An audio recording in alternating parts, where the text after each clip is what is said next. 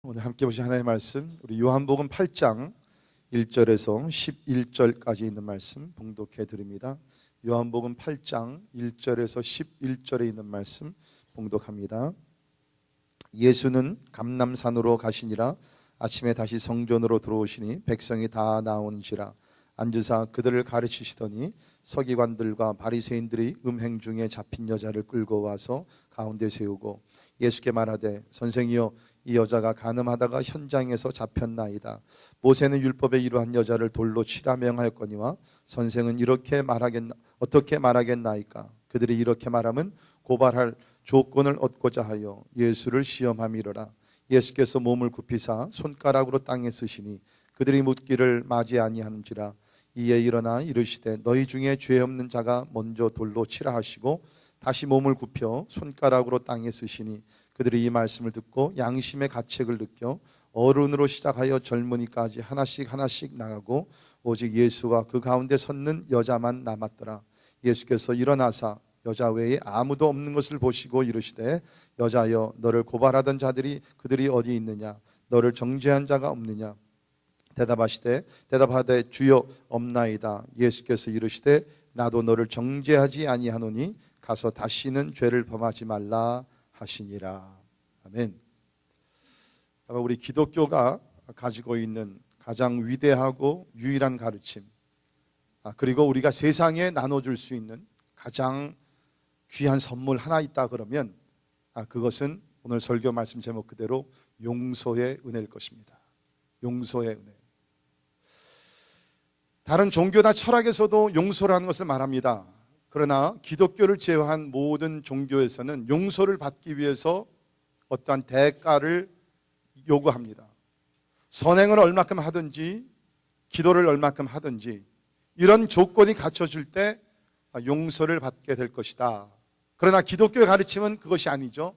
우리가 용서를 받을 수 있는 유일한 길은 우리가 어떤 선행으로 대가를 지불하는 것이 아니라 우리의 모든 죄를 다 짊어지신 예수 그리스도를 믿을 때 그 은혜 가운데서 우리 죄가 용서함을 받는다는 사실입니다. 다른 길은 없어요. 우리가 죄를 범할 때 가끔은 내가 무엇을 해야지 용서받겠지 않겠는가? 그런 영적인 유혹을 우리가 받게 되는데, 사실은 There's no other way. 우리가 예수를 처음 믿을 때나 아니면 예수를 믿고 나서 우리가 신앙생활 할 때나 분명한 사실은 항상 언제든지 우리가 용서받을 수 있는 한 가지 조건은 나를 위해 십자가 죽으신 예수 그리스도를 믿고 의지하며 나아갈 때 은혜 가운데서 용서를 받는다는 사실입니다. 여러분, 그렇다고 해가지고서 하나님께서 우리 죄를 묵인하시거나 무시하신 것 절대로 아닙니다. 죄는 죄입니다. 죄를 용서하기 위해서는 죄의 대가를 지불해야 되고 죄의 심판과 저주를 받아야 합니다. 그런데 그것이 우리가 아니라, 죄를 범한 우리가 아니라 죄가 없으신 하나님의 아들이 우리 대신 그 모든 심판과 저주를 받으셨다는 것입니다. 그래서 우리 갈라디아서 3장 13절에 있는 말씀 보면 이런 말씀이 있습니다. 그리스도께서 우리를 위하여 저주를 받은 바 되사 율법의 저주에서 우리를 속량하셨으니 기록된 바 나무에 달린 자마다 저주 아래에 있는 자라 하였습니다. 2000년이 예수님께 십자가 달려 죽으셨을 때에 주변에 양옆에 행악자도 있었습니다. 악을 행하면서 죽는 사람도 있었습니다. 저들이 저주를 받아서 죽은 것이었습니다. 그런데 죄가 없으신 예수께서 왜 십자가에서 달려 죽으시며 저주를 받았느냐? 그런데 예수님 자신의 죄가 아니라 우리의 죄를 짊어지시면서 He became curse for us. 예수께서 우리의 저주가 되셔서 우리가 받아야 되는 저주와 심판을 주님께서 다 받으셨기 때문에 이제는 우리가 예수를 바라봄으로 우리는 심판과 저주가 아니라 죄 용서함과 자유를 누리게 되었다는 사실입니다. 그런데 이것은 우연히 이루어진 사건이 아니죠. 예수님께서 이 세상에 오시기 전에 십자가 사건이 700년 전에 이사야가 이것을 예언을 했습니다. 이사야서 53장에 보면 그 말씀이 예언이 됐는데요. 그는 실로 우리의 질고를 지고 우리의 슬픔을 당하였거늘 우리는 생각하기를 그가 징벌을 받아 하나님께 맞으며 고난을 당한다 하였노라. 그가 찔림은 우리의 허물 때문이요 그가 상함은 우리의 죄악 때문이라. 그가 징계를 받음으로 우리는 평화를 누리고 그가 채찍에 맞음으로 우리는 나음을 받았도다. 믿으십니까? 사람들이 예수께서 십자가 달려 죽으실 때 저분이 뭐를 잘못해가지고 죽음을 당하는구나, 저주를 받는구나. 그런데 사실은 그것이 아니라 죄가 없으신 하나님의 아들 예수께서 우리를 위하여서 저주를 받으시고 십자가에 죽으시고, 그러므로 우리는 나음을 입게 되고 하나님과 평화를 누리게 되는, peace with God, 하나님과 평화를 얻게 되는 그러한 축복을 누리게 되었다는 것입니다. 하나님이 이렇게 우리에게 죄 용서의 은혜를 값 없이 주셨습니다. 아무것도 요구하지. 지금도 마찬가지예요, 여러분. 우리가 죄를 범할 때 하나님께 야, 너 이렇게 헌금하고 봉사하고 노력하고 선행하면 내가 용서해 줄게, 절대로 그러지 않으십니다. 오늘도 용서의 방법은 한 가지입니다. 십자가를 바라보고 참으로 회개하고 죄악된 길에서 돌이킬 때 주님은 값없이 아무 조건 붙이지 아니하시고 오늘도 우리 죄를 용서해 주신다는 것입니다. 여러분, 우리가 너무 흔히 듣는 얘기지만 가만히 생각해 보면 이런 은혜가 어디 있습니까? 그래서 보통 우리가 이런 것을 Amazing Grace, 놀라운 은혜다, 진짜 놀라운 일이에요. 세상에 이런 일이 없다는 것입니다. 자, 그런데 비극이 있습니다. 그 비극이 뭐냐? 하나님이 이렇게 우리에게 놀라운 용서의 은혜를 주셨는데 이 은혜를 받은 우리 성도들이, 그리스도인들이 이 은혜를 베풀지 못하고 있다는 사실입니다. 우리가 그런 은혜를 받았으면 진짜 우리가 어떤 사람들이라도 어떤 죄를 범한다 할지라도 우리 용서함이 은혜를 베풀어야 되는데, 현실은 오늘 교회 안에서 이런 은혜를 베풀지 못하고 있다는 것입니다. 제가 이번 그 시리즈를 준비하면서 우리 필립 얀스가 쓴 What's so amazing about Grace라는 책을 계속 읽고 있는데요, 한국말로는 이제 놀라운 은혜라는 그 제목으로 쓰여진 글입니다. 거기에 보게 되면 필립 얀스가 그 친구가 자기에게 보내준 편지 하나를 이렇게 소개를 합니다. 제가 그 편지를 잠깐 여러분께 그 부분적으로 읽어드립니다. 이 친구는 시카고에서 그야말로 그 세상의 그 바닥에서 그 사는 그 사람들을 대상으로 사역하시는 분이에요. 그래서 그분이 이제 친구 필립에게 보낸 그 편지입니다. 창녀 하나가 나를 찾아왔네. 집도 없고 병든 데다 찢어지게 가난해서 2살 먹은 딸아이 하나 먹여 살릴 수 없는 처지였지. 울먹이며 하는 이야기가 자기 딸을, 2살 된 딸을 변태 섹스를 밝히는 남자들에게 돈을 받고 팔아봤다는 거야. 딸의 몸을 1시간만 팔면 자기가 하룻밤 버는 것보다 수입이 좋다나? 마약 먹을 돈을 대려면 어쩔 수 없다네. 차마 듣기에도 끔찍한 이야기였네. 일단은 내게는 법적인 책임이 생겼지. 아동 학대 사례는 무조건 신고하도록 돼 있으니까 그 여자에게 무엇이라고 말해야 할지 모르겠더군. 교회에 가서 도움받아 볼 생각은 없냐고 물어봤지. 그때 그분의 얼굴은 완전한 충격의 표정, 평생 못 잊을 걸세. 그러면서 그 여인이 하는 말이, 교회요? 거긴 뭐하러 가요? 그렇지 않아도 비참해 죽겠는데 가면 그 사람들 때문에 더 비참해질 거예요. 교회요? 거긴 뭐하러 가요? 그렇지 않아도 비참해 죽겠는데 가면 그 사람들 때문에 더 비참해질 거예요.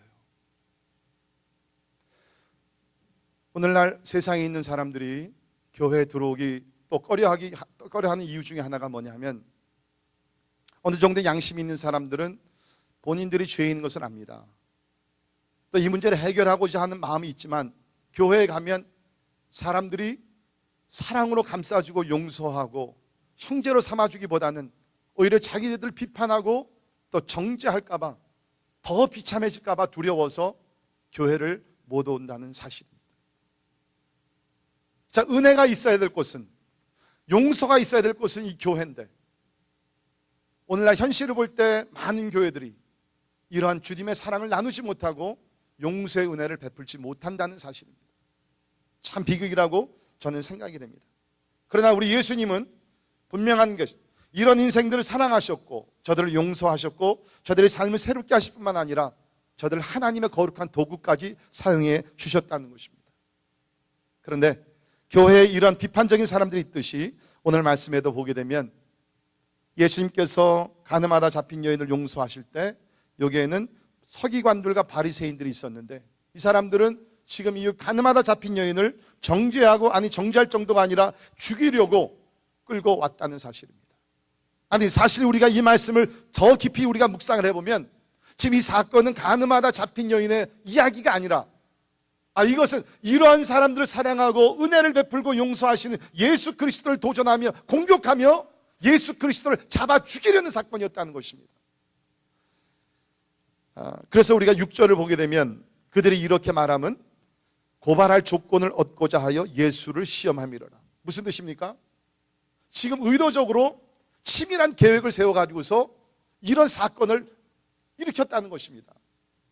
우리가 좀 문맥으로 보게 되면 요한복음 7장을 보시면 이제 예수님께서 사역을 다 마치시면서 이제 몇 개월 흐르면은 예루살렘으로 입성하시면서 십자가에 달려 죽게 되셨습니다. 이제 얼마 남지 않았어요. 그래서 바리새인들과 서기관들은 이제 이 예수를 잡으려고 했죠. 그 이유는 뭡니까? 저들은 바리새인들과 서기관들은 모든 것을 율법으로 집행하던 사람들입니다. 율법에서 어긋나게 되면 율법을 따라 가지고서 예를 들면 가늠하다 잡히게 되면 율법을 따라서 돌로 쳐서 죽여야 된다. 이것을 가장 앞장서서 집행하고 있던 사람들이 바리새인들과 서기관들이거든요. 율법을 공부하고 연구하고 가르치던 전문가들입니다. 그런데 예수님께서 오셔가지고서 저들이 보기에는 율법을 무시하고 그냥 용서해주고 사랑으로 덮어주시고 하시니까 이 예수를 잡아 죽여야 된다. 왜? 율법을 범하는 자니까. 나름대로 하나님께 열심히 있던 사람들입니다. 그러나 저들의 열심은 잘못된 열심이라는 거죠. 자기네들은 완전한 의인으로서 죄인들을 찾아서 정죄하고 죽이는 것이 저들의 사명인 줄 알았다는 거예요. 그래야지 하나님 앞에 올바른 사람으로 선 줄 알았다는 것이죠. 그래서 은혜와 자비와 용서를 베풀던 예수 그리스도를 잡아 죽이려고 이미 그 부하들을, 그 밑에 있는 사람들을 보냈었고, 그 일이 실패되자 8장에 와서는 이제 다시 치밀한 계획 속에서 이러한 간음하는 사건을 계획을 세웠고, 그 다음에 이 여인을 주님 앞에 잡아서 오게 되었다는 것입니다. 그러니까 오늘 우리 말씀을 통해서 하나님께서 그리스도를 통해서 우리에게 어떻게 그 용서의 은혜를 주시는가, 그리고 더욱더 나가서 이 용서의 은혜를 받은 우리들이 우리가 어떻게 하면 또한 우리도 이러한 용서의 은혜를 이웃들에게 베풀 수 있는가, 그 말씀을 함께 나누기를 바랍니다. 자, 우리 오늘 본문 말씀에 들어가기 전에 여러분 성경을 다 보시고요. 성경을 다 보시고 거기 보시면 7장 마지막 절 53절부터 8장 11절 이렇게 마지막에 보면 거기 무슨 표가 있죠? 무슨 표가 있어요? 53장 들어갈 때 하고 8장 11절 끝에 보면 무슨 표가 있어요? 가로가 있죠. 가로. 여러분 성경에 가로가 없는 성경책은 그거는 가짜입니다. 거기 가로가 있어야 돼요. 그 가로가 왜 있죠? 그 좋은 성경 가지신 분들 밑에 설명이 나왔죠. 뭐라고 있어요? 어떤 사본에는 7장 53절부터 8장 11절까지 뭐라고요? 없음. 그 설명이 안 들어간 거는 세컨드 클래스 바이블입니다. 이게 뭐냐면 우리가 아는 대로 하나님께서는 먼저 우리에게 사도들을 통해서 성경을 기록하게 하셨죠. 거기 원본이 있습니다. 오리지널 텍스트가 있습니다. 그 원본이 있는데 그 원본을 가지고 사본들을 만들기 시작을 했습니다. 근데 사본이 상당히 많아요. 예를 들면 신약을 우리가 보게 되면 우리가 쪽복음이나 아니면 여러 사본들 다 합치면 2만 개가 있다고 그러는데요. 근데 그 2만 개 사본이 있는데 이것이 어떤 사본에는 있고 어떤 사본에는 없다는 것입니다. 아시겠어요? 그거를 정직하게 그대로 여기 기록을 한 것입니다. 그러면 어떤 사본에는 있고 왜 어떤 사본에는 없느냐? 그거는 우리가 몰라요. 왜 그랬는지. 그러나 어떤 학자들의 다른 의견이 있지만 분명한 사실은 예수님께서 공생애를 하실 때 이 사건은 실제적으로 있었고, 그래서 historical event, 실제적으로 있었고, 예수님의 전체적인 가르침과 인격과 모든 것을 봤을 때 여기에 나오는 사건은 우리가 믿을 만한, 성경에 들어갈 만한 사건이라고 학자들이 모으고 있습니다. 뜻을 같이 합니다. 그러니까 어떤 사본에는 없지만 우리가 전체적인 성경의 가르침과 어떤 인도를 받을 때에는 이것이 들어가 있는 것이 더 낫기 때문에 우리는 이 말씀을 하나의 말씀으로 보는 것입니다. 아무튼 기술적인 것은 우리 학자들에게 맡기고, 자, 우리 오늘 이 사건의 배경을 잠깐 봅니다. 세팅을 보면 1절에 예수는 감람산으로 가시니라. 감람산으로. 자, 우리가 이제 고난주간이 시작이 되게 되는데요, 우리 성경을 보게 되면 예수님께서 목요일 날 제자들과 마지막 만찬을 나누시고 제자들의 발을 씻기시고 그 다음에는 감람산으로 가셨습니다. 거기서 기도하셨죠. 그렇기 때문에 많은 학자들이 이 요한복음 8장 1절에 11절에 있는 말씀을 아마 이 사건 역시 고난주간에 있었던 사건이 아니겠는가, 그렇게 추측을 합니다. 그러니까 예수님께서 감람산에 가셔서 밤새도록 기도하시고 그 다음에 아침에 2절을 보시면 아침에 다시 성전으로 들어오셨어요. 성전으로 들어오셔가지고서 백성들에게 가르치기 시작하십니다. 하나님 나라의 말씀을 듣고 또 가르치시면서 그때에 3절을 보시면 이제 사건이 터집니다. 서기관들과 바리새인들이 음행 중에 잡힌 여자를 끌고 와서 가운데 세우고 말하기 시작합니다. 그러니까 여러분, 우리가 어떻게 상상할 수 있냐면, 제가 지금 열심히 설교하고 있는데 또 여러분 열심히 듣고 있습니다. 갑자기 저 뒤에 문이 열리면서 바리새인들과 서기관들이 한 여인을 끌고 오는 거예요. 근데 그 여인이 간음을 하다가 현장에서 잡혔다는 거예요. 그러니까 여러분, 간음하다 현장에 잡혔으니까 옷이나 제대로 입었겠어요? 얼마나 그것이 수치스러운 그러한 모습이었겠습니까? 그렇게 잔인한 행동을 지금 바리새인들과 서기관들이 지금 하고 있다는 것입니다. 물론 저들은 나름대로 율법을 지키기 위해서, 율법을 집행하기 위해서 그런 일을 한 것입니다. 왜? 율법에 뭐라고 나와 있습니까?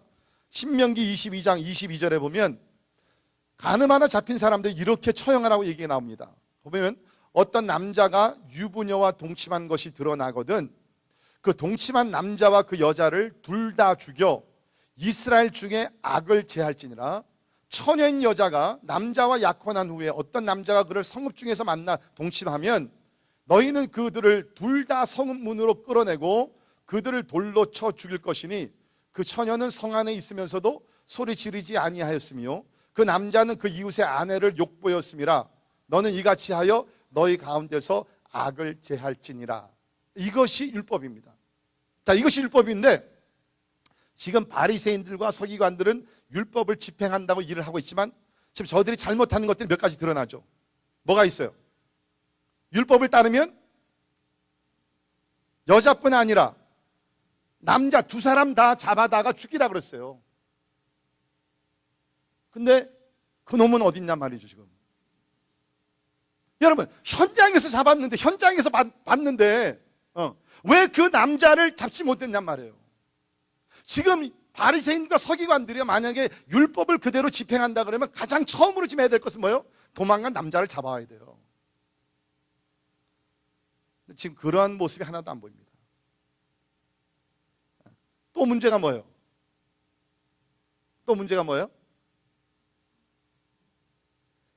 지금 이 사람들이 율법을 진행한다 그러면 예수께 데리고 와서 동의를 얻을 필요가 없습니다. 그 현장에서 잡아 죽이면 됩니다. 그러니까 뭔가 돼서 히든 어젠다. 이거는 지금 이 여인을 잡으려고 하는 것이 아니라 예수 그리스도를 함정에 빠뜨리기 위한 모함이었던 것을 우리는 여기서 분명히 밝혀줄 수가 있다는 것이에요. 그리고 율법을 보면 그 목적이 뭐냐면 이스라엘 가운데서 악을 제하기 위한 겁니다. 이렇게 집행함으로 다른 사람들은 이러한 음행을 범하지 말라, 교훈을 주기 위해서 사람들 앞에서 이렇게 집행하라 그랬는데 지금 저들의 목적은 이러한 경고나 어떤 교훈의 목적이 아니라 예수 그리스도를 함정에 빠뜨리기 위해서, 시험하기 위해서 지금 여인을 이용하고 있다는 것이죠. 뭐 성경에는 설명이 안 돼 있지만 제 생각에는 이것이 어떻게 된 것이냐면 이제 이 사람들이 예수를 잡으려고 했지만 예수를 잡지 못하자 이제 함정을 만들었어요. 어떤 남자에게 돈을 줘가지고서 야, 저기 여자한테 가가지고서 돈을 주고서 하룻밤 어떻게 이렇게 해봐라. 제 생각에 그런 것 같아요. 왜 남자가 잡히지 않은 거 보니까. 그러니까 뭐 남자는 뭐 돈도 받고 뭐 쾌락을 또 누리기도 하고 이제 그러다가 현장에서 딱 준비하고 있다. 오늘날 같으면 이제 뭐 카메라나 모든 걸 다 준비해 놓다가 이제 딱 이제 잡은 거죠, 현장에서. 그리고 남자는 이제 슬그머니 풀어주고 어디 잠수 탔다가 이제 한 1년 후에 나타나라. 뭐지 이렇게 얘기하는 거죠. 네. 자, 이것을 우리가 보게 되면은 이것이 진짜 함정이었어요. 이제 그러면서 그들이 뭡니까? 5절에 보면 모세는 율법에 이러한 여자를 돌로 치라 명하거니와 선생은 어떻게 말하겠나이까. 그러니까 이제 이들이 아주 치밀하게 계획을 세우고 이제는 예수님이 빠져나갈 수가 없다. 왜 그래요? 만약에 여기서 예수님께서 돌로 치라고 하면 이제까지 주님께서 가르치신 자비와 사랑과 용서가 이것이 맞지 않는구나. 그것이 드러나게 돼. 더 심각한 문제는 뭐냐면 만약 이때 예수님께서 이 여인을 돌로 치라 그러면요 법적으로 문제가 생깁니다. 그것이 뭐냐면 우리가 아는 대로 지금 유대인들은 로마 제국 아래 살고 있지 않습니까? 근데 그 당시 법적으로 유대인들은 누구를 사형 집행할 수 있는 권한이 없었어요. 근데 만약 예수님께서 이때에 돌로 치라 그러면은 그것이 사형 집행으로 옮겨지기 때문에 이것이 로마 총독의 권한을 빼앗는 것이 되게 됩니다. 그러니까 예수님은 이제 로마에 이제 고소를 받아가지고서 이제 또 로마로 가야 되는 것이에요. 그러니까 그렇게도 못하고 만약에 여기서 예수님께서 그냥 사람을 그냥 용서해 주자.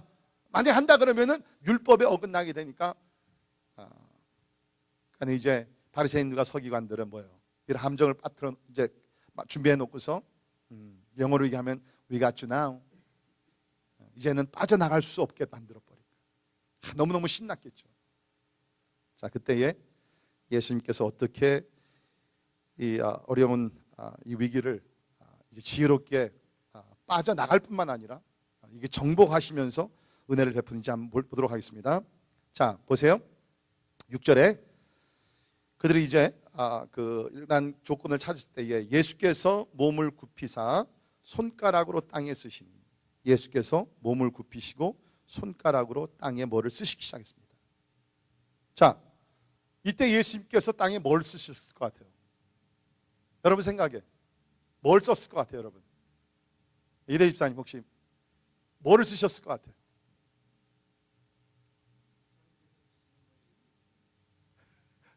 근데 기억은 안 나죠? 거기 있는 사람들의 죄. 오케이. 아마 거기 있는 사람들의 죄를 썼을 것이다. 또 어떤 학자들이 이야기하면 아마 이때 예수님께서 십계명을 쓰지 않았겠는가. 또 어떤 학자들은 특별히 이때에 바리새인들과 서기관들의 죄를 저들이 얼마나 그 교만의 죄부터 그 외식하는 죄 얼마나 많습니까? 아마 바리새인들과 서기관들의 죄를 썼을 것이다. 또 어떤 학자들이 아마 이때 예수님께서 우리 모든 사람들이 유혹을 받는 또 쉽게 우리가 죄를 범하는 어떤 음욕에 대한 죄를 주님께 쓰지 않았겠느냐 그렇게 해석을 합니다. 근데 성경은 밝히고 있지는 않습니다. 여러분 잘 기억하세요. 성경에서 밝히지 않는 것을 자꾸 알려 그러면은 문제가 생기는 거예요.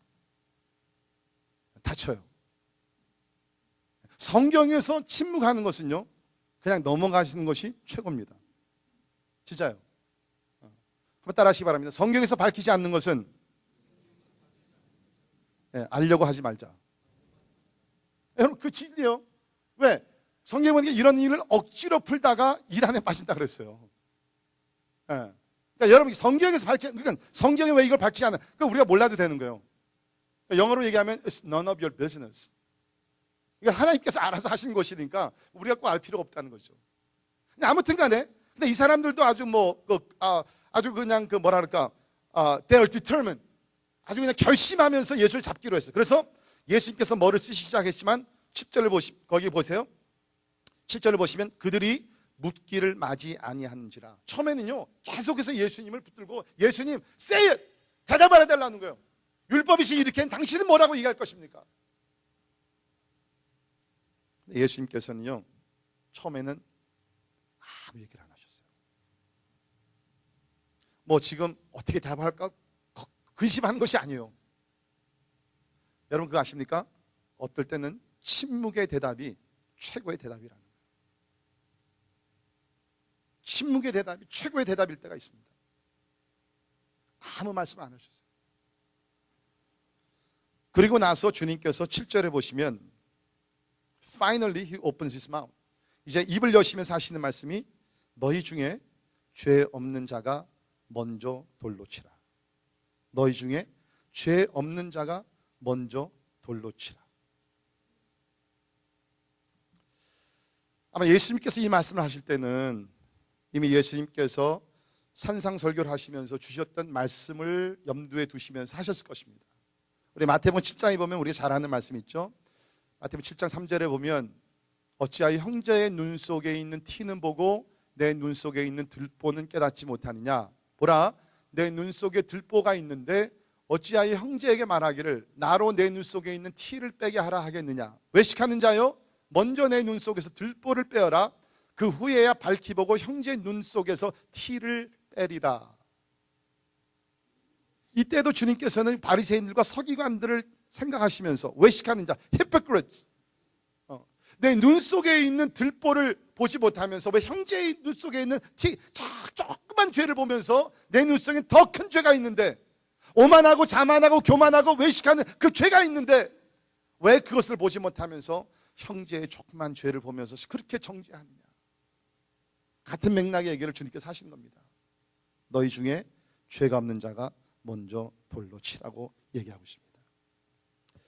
그랬더니 이제 여기 보세요. 9절에 보니까 그들이 이 말씀을 듣고 양심의 가책을 느껴. 그래도 양심이 좀 살아있던 사람들입니다. 그러니까 보게 되면 오늘날의 세상에서 하나님 없이 이렇게 살려고 하는 사람하고는 좀 다른 것 같아요. 양심이 살아있어요. 양심의 가책을 느끼기 시작합니다. 여러분, 마지막 때가 되면요, 우리 사람들이 악해지고 강팍해지기 때문에 양심이 죽어버려요. 또 세상이 그렇게 만들어가는 것 같아요.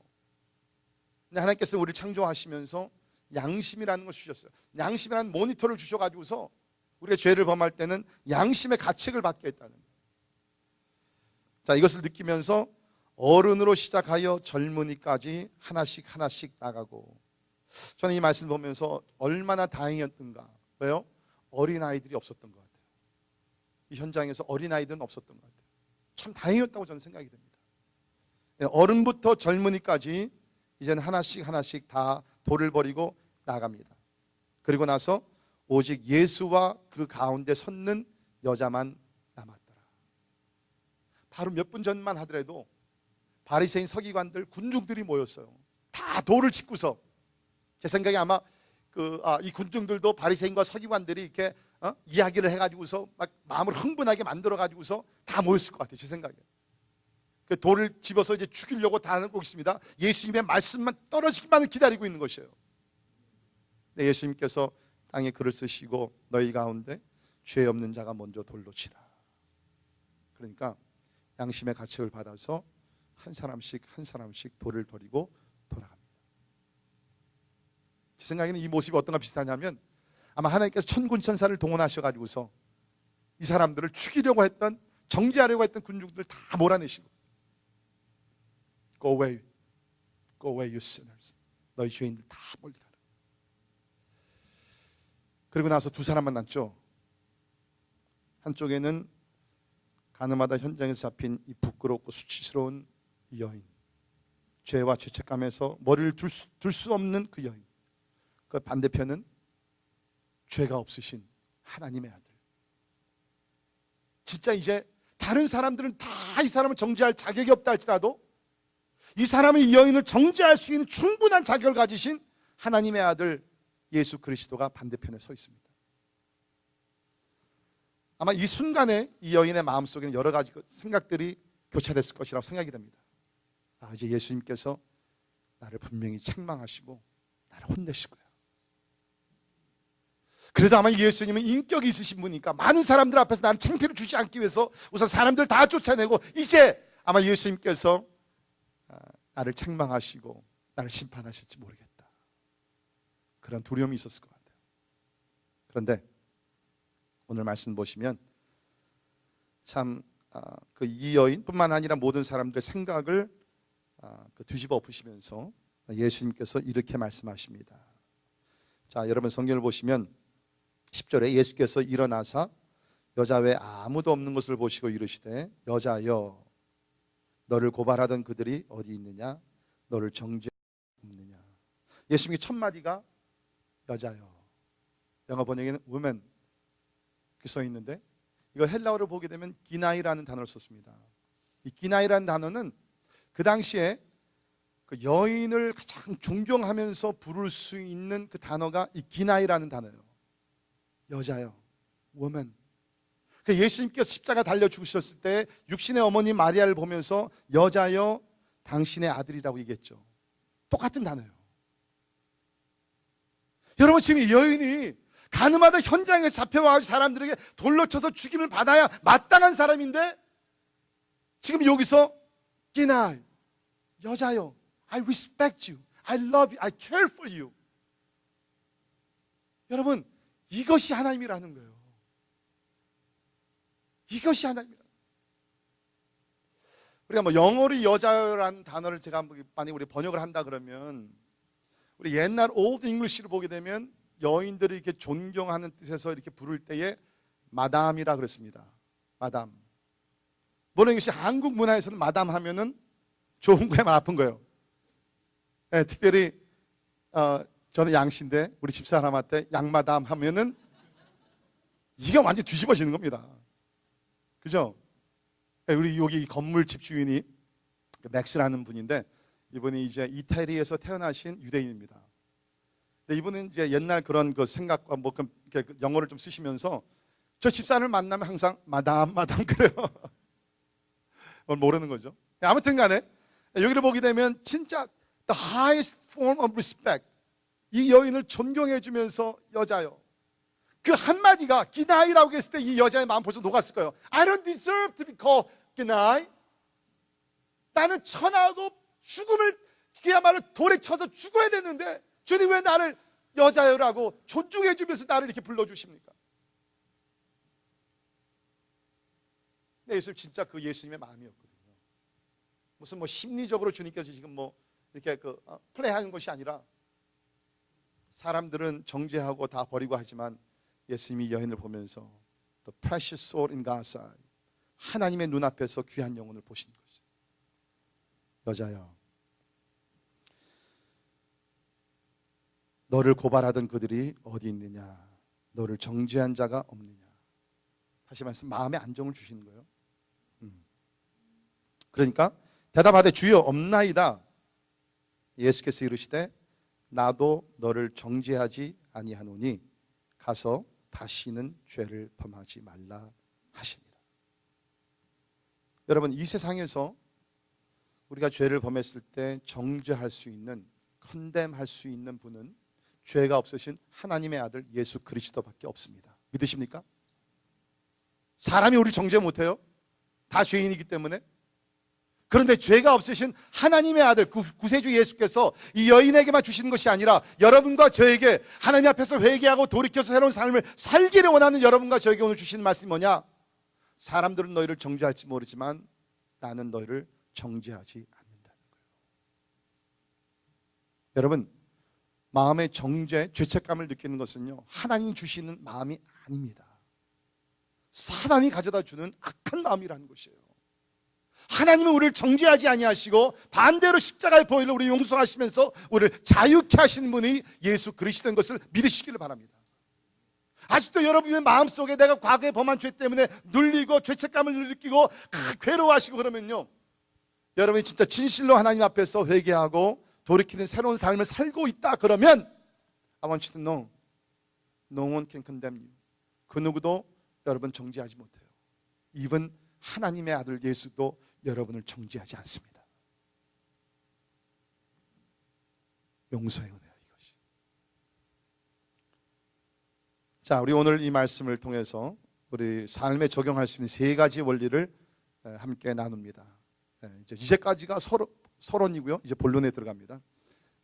자, 세 가지 간단한 원리입니다. 첫째, 형제의 죄를 책망하는 일은 반드시 교만한 자세가 아니라 겸손의 자세로 해야 한다는 것입니다. 다시 말씀드리죠. 형제의 죄를 책망하는 일은 반드시 교만한 자세가 아니라 겸손의 자세로 해야 한다는 것입니다. 성경을 보면 우리 형제가 잘못했을 때 책망하라고 에베소서 5장 11절 같은 데 나옵니다.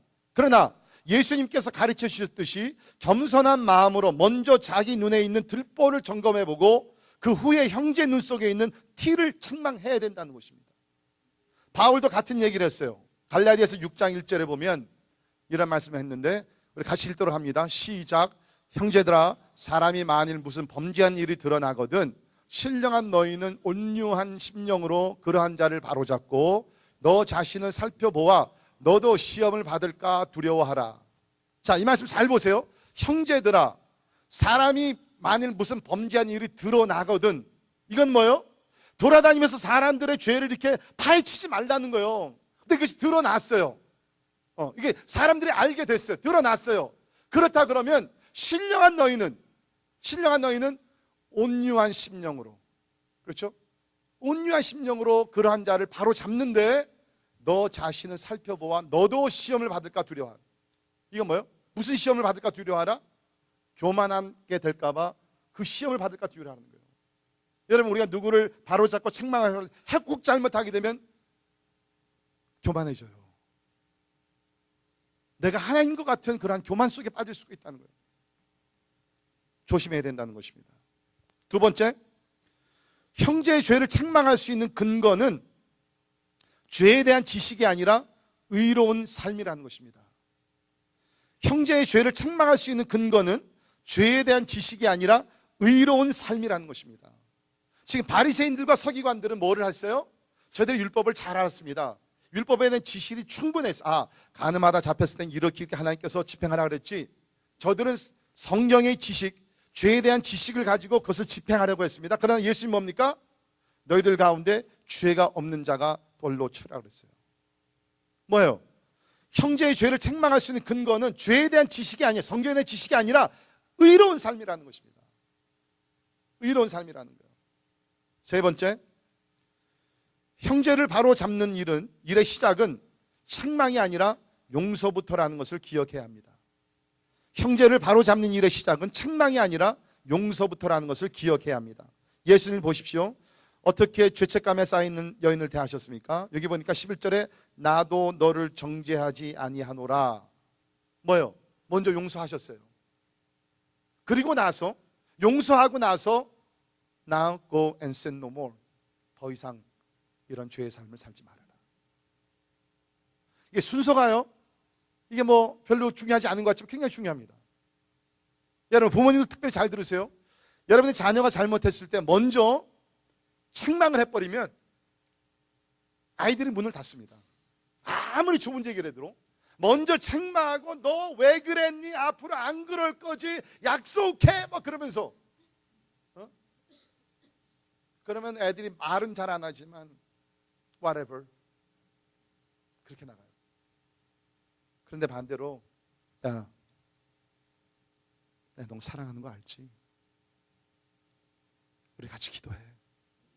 하나님이 용서하실 거야. 그리고 나도 이것을 용서해. 그러면서 먼저 용서의 은혜를 베풀면요, 자녀들이요, 아주 그냥 막 그 강팍한 마음이 있었다 할지라도 얼음 녹듯이 녹아십니다. 그러니까 우리가 누구를 바로 잡을 때 먼저는 용서라는 거예요. 그 다음에 교훈이 나오고 그 다음에 바로 잡는 책망이 나와야 된다는 것입니다. 이제 우리가 이번 주 고난주간을 시작하고 우리가 금요일 날 우리를 위해 십자가 죽으신 예수 그리스도의 죽음을 묵상하며 예배를 드리게 됩니다.